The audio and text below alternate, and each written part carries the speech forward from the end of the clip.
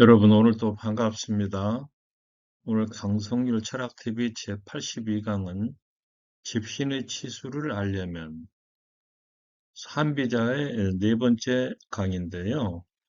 여기서는 이제 시대 흐름을 쫓아가지 못한 소니와 시대에 잘 적응한 애플 같은 이런 기업 이야기들을 중심으로 영상을 꾸며봤습니다.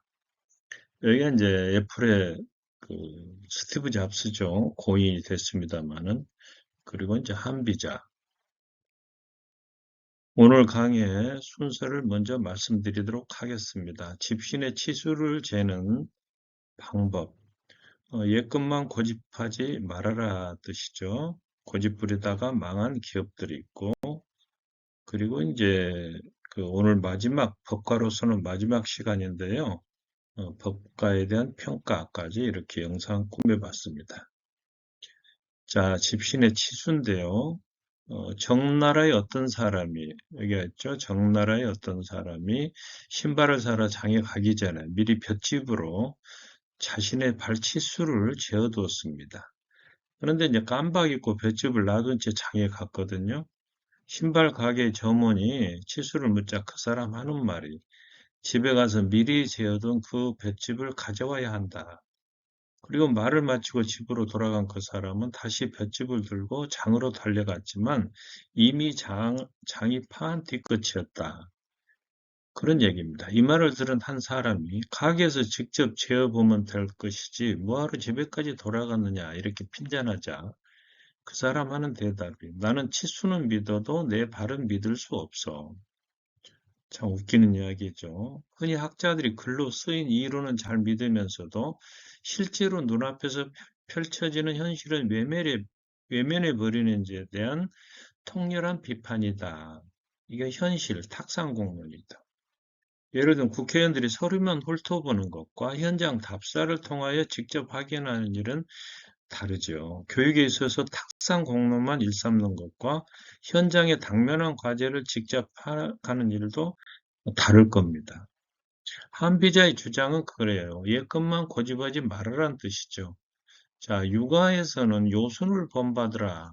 요와 순임금을 본받으라고 얘기하고 도가에서는 황제를 모범으로 삼았고 묵가는 우임금을 이상적인 인물로 제시했습니다만은 그렇다 해서 오늘날 현실을 무시한 채 옛 선현들의 충고에만 매달리라고 강요해서는 안 된다는 겁니다. 보통 정치가나 학자들이 어떤 원칙에 매달리다가 눈앞에 벌어지는 현실을 도외시하는 일이 많은데요. 그래서는 안 된다는 뜻입니다. 조금 전에 나온 황제는 현원 씨라고도 합니다만은 중국 신화에 등장하는 제왕, 사망에 이어서 오제의 첫 번째 왕입니다. 도교에서는 시조로 삼고 있는 인물인데 이는 업적을 남겼고 또 방중술에 대한 책 소녀경을 또 지은 인물로 알려져 있습니다. 그래서 소녀경이라고 하면은 성과 관련된 도교의 수행법, 방중술이죠. 그에 대한 아주 고전인데요. 성교 체이라든가 성교 방법, 심리학, 임신 방법, 성과학 이론. 그래서 많은 교접과 어떻게 적게 이제 배설하고 건강을 유지할 것인가 하는 책이 소녀경인데 세 자매 중에 소녀라고 하는 인물이 이 책을 지었다고 그렇게 알려져 있습니다. 고집 부리다가 망한 기업으로 첫 번째 이제 코닥 회사가 있는데요. 미국의 132년 전통을 가진 필름과 카메라 회사인데 세계 5대 브랜드 중에 하나였습니다. 근데 최초로 디지털 카메라를 개발을 했다고 그래요. 1975년에. 근데 이제 스티브 세슨이라고 하는 이 엔지니어가 필름을 필요로 하지 않는 사진술이었지만 당시 경영진이 하는 말은 훌륭하긴 한데 아무에게도 알리지 말라 이렇게 회상하고 있습니다.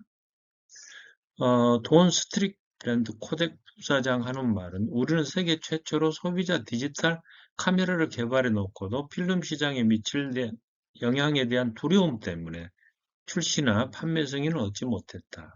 당시 경영진은 필름의 성공에 너무 집착한 나머지 디지털 혁명을 시작해 놓고도 절호의 기회를 놓친 겁니다. 그래서 결국 코닥은 2012년 파산을 신청했고 오늘날에는 제약회사로 변신해 있다. 그런 얘기입니다. 또 노키아라고 하면 핀란드 회사로서 세계 최초로 셀룰러 네트워크, 셀룰러라고 하는 건 무선 통신에서 넓은 서비스 지역을 세포 형태로 분할한다는 뜻이죠. 셀로 이제 통신망을 구성하는 앞서가는 기술을 만들어냈는데 90년대 말과 2000년대 초만 해도 모바일 폰 분야에서 세계 정상을 달렸습니다.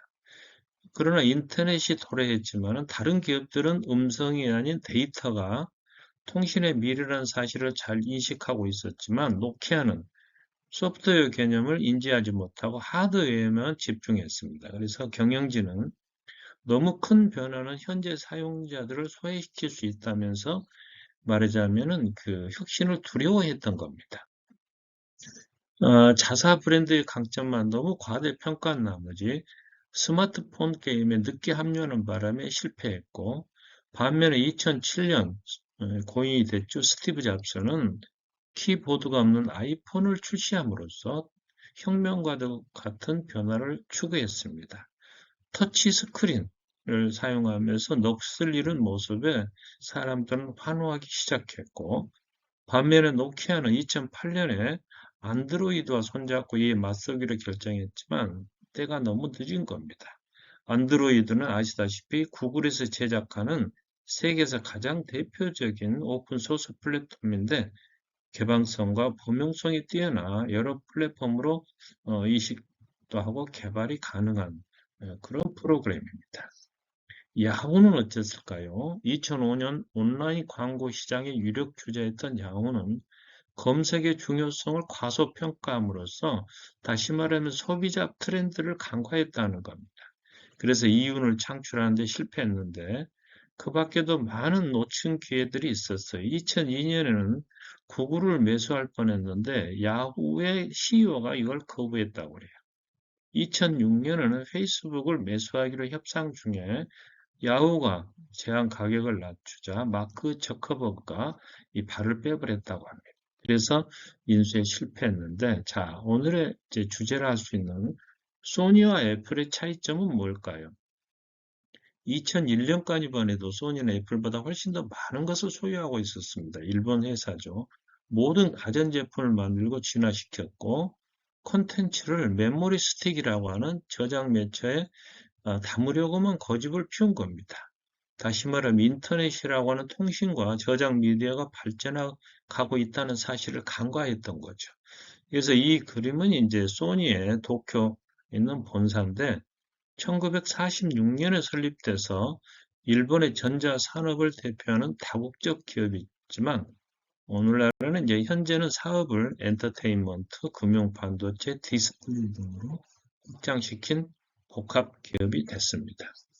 애플은 디지털이라는 새로운 패러다임으로 세상을 바뀌어가는 것을 잘 적응했고 또 리스크를 줄이기 위해서 아이튠즈, 아이폰, 아이팟, 앱스토어, 아이패드까지 점진적이고 전략적으로 이동을 했습니다. 그래서 애플은 컴퓨터에서 음악기기, 통신기기, 엔터테인먼트 기기로 컴퓨터의 기능을 분리했고 독립된 기기들의 완성도는 매우 탁월한 걸로 알려져 있습니다. 아이튠즈는 여기죠. 음악과 동영상을 관리하고 장비나 음악 파일 회수를 제한 없이 복사할 수 있는 그런 기기고 아이팟은 대용량을 저장할 수 있는 공간이 있고 편리한 음악 곡을 관리하고 구매할 수 있는 그런 기기요. 전체 디지털 음악 재생기기 시장에서 70% 이상의 점유율을 갖고 있습니다. 아이패드는 여기 있죠. 태블릿 컴퓨터 브랜드 및 시리즈로서 스티브 잡스가 1983년에 한 말이 있습니다. 우리가 이루고 싶은 것은 여러분이 믿을 수 없을 정도로 훌륭한 컴퓨터를 들고 다닐 수 있도록 만드는 일입니다. 집에만 있어야 할 컴퓨터를 갖고 다니게 된 거죠. 애플의 성공 배경은 이룩한 것을 지키려 하지 않고 오히려 경쟁 상대를 외부가 아닌 자신으로 생각하면서 끊임없이 새로운 세상으로 이동한 결과다. 그 바탕에는 보다 진보된 세상을 창조하려는 애플의 철학이 들어 있습니다. 오른쪽은 팀 쿡 애플 최고 경영자가 아이폰 13 프로를 들고 있는 그 장면입니다. 코닥과 소니는 세상의 변화에 적응하지 못하고 코닥과 소니죠. 성공을 이뤘던 분야에서 벗어나지 못한 단점이 있었습니다. 성을 쌓고 사는 자는 반드시 망하고 끊임없이 이동하는 자만이 살아남는다. 이런 격언이 필요한 거죠. 자, 육아에 대한 비판입니다. 한비자의 비판인데 손자는 당시의 육아를 천유라, 천한 유학자라 불러서 비웃었습니다. 그러나 한비자는 이보다 더욱 심하게 비난했는데요. 육아는 화려한 옷이나 갓을 걸친 채 쓸데없는 도 따위나 이야기하고 백성의 마음을 미혹해 한다. 또한 묵가는 어떤 기강이나 법률도 없는 집단을 만들고 나서 군주가 녹봉으로 우대해 주기만을 바란다. 이런 말을 하고 있습니다. 여기서 가시란 뭐 다 아시겠지만 이렇게 상투를 보호하는 모자죠. 그래서 우리나라 사대부들은 사람을 대할 때 반드시 갓을 써야 하는 것으로 알았습니다. 귀천에 따라 양태의 넓이가 이제 달랐다고 하는데요. 본래 이름은 흑립, 검은 갓이라고 오치를 했다는 뜻에서 칠립이라 부르기도 했습니다만은 백정이 쓰던 평양갓, 패랭이라고 그러죠. 서자가 쓰던 서자갓이 또 따로 있다고 그래요.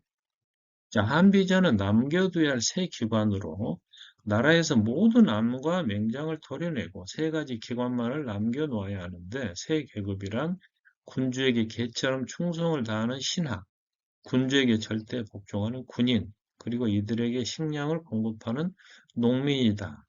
오늘날로 말하면 이제 경제와 안보가 되겠죠. 한비자 학설은 인간비를 잃어버렸다고 말을 합니다.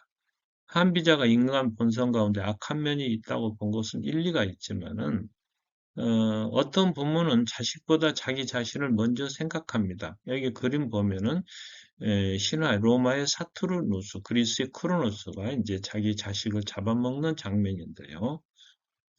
이런 부모도 있고 어떤 신하는 살아남기 위해서 신의를 배반하기도 하고 어떤 군주는 자기 권력을 유지하기 위해서 신하들을 이용하기도 합니다.